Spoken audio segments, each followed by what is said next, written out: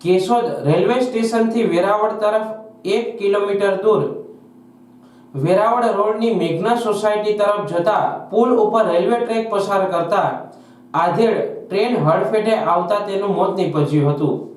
આ અંગે મળતી વિગત મુજબ કેશોદ શહેરમાં રેલવે ટ્રેકથી પૂર્વ તરફ રહેતા પિનાક કિશોરભાઈ રાયઠઠા ઉંમર વર્ષ 40 વેરાવળ રોડથી મેઘના સોસાયટીમાં જતા પુલ ઉપર રેલવે ટ્રેક પાર કરી રહ્યા હતા।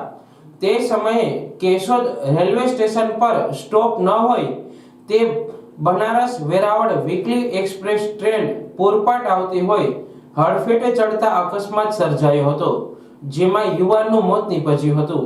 રેલવે પોલીસમાંથી મળતી વિગત મુજબ આ આધેડ કાને ઓછું સાંભળતો હોય અને દિવ્યાંગ હોય પોતે મજૂરી કામ કરતો હોવાની વિગતો મળી હતી। આ અકસ્માતની ઘટનાની રેલવે પોલીસે વિગતવાર તપાસ હાથ ધરી છે।